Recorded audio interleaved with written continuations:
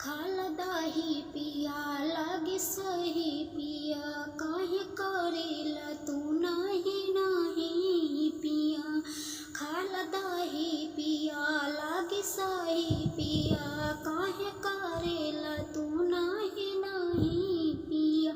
तन मन भूत जई मोटाई हो दादा, मुँह छोटा बा कैसे घोटाई हो दादा। अरे आहि रे दादा, अरे आहि रे दादा, मेहरी मिलल बिया हमार के गाही हो दादा। मेहरी मिलल बिया हमारा के गाही हो दादा। दोनों टाइम तू पिहा चाहे हो दादा। मिलत खीरे बाहो पनीरे बाहो, ऐसन वाइफ से लाइफ मेरे बाहो। भगवान के लिखल तकदीरे बाहो। बोला बोला का खैबा सैया, ले आई नमकीन की मिठाइया। थोड़ा चटनी तो हर चुम्मा लगेला मिठाई हो दादा। फेल भैल सब हलवाई हो दादा। अरे आहि रे दादा, अरे आहि रे दादा, मेहरी मिलल बिया हमारा की गाही हो दादा। दोनों टाइम तू पिया चाहे हो दादा। खाला दाही पिया लागे सही पिया, काहे करेला तू नाही नाही पिया। नात मन भूत जाए मोटाई हो दादा, मुँह छोटा बा कैसे घोटाई हो दादा।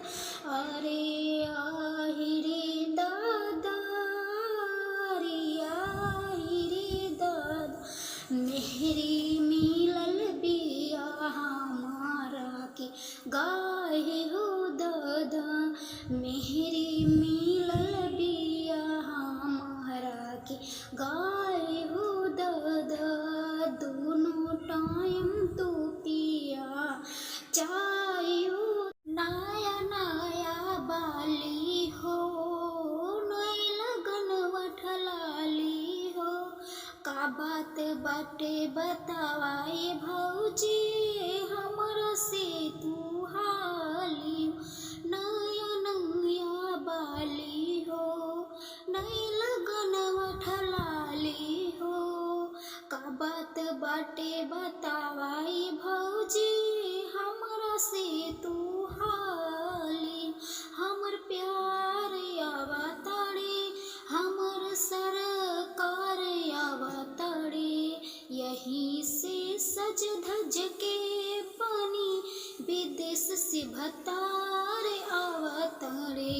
यहीं से सज धज के पानी विदेश से भतार आवताड़े।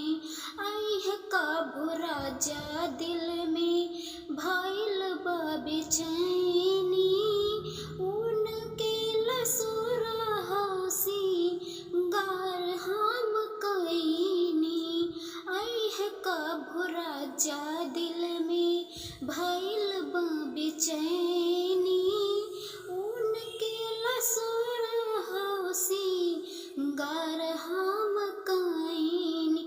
कि बड़ी खुश लागेलू तो अमवा के जूस लागेलू। ओ बहार आवताड़े, हमर दिलदार आवताड़े, यहीं से सज धज के पानी विदेश से भतार आवताड़े। यहीं से सज धज के पानी विदेश से भतार आवताड़े। उनकी पसंद के बानी पहनले हम साड़िया, आउती बलमुआ की भरब कुंवरिया। उनकी पसंद के बानी पहनले हम साड़िया, आउती बलमुआ की भरब कुंवरिया।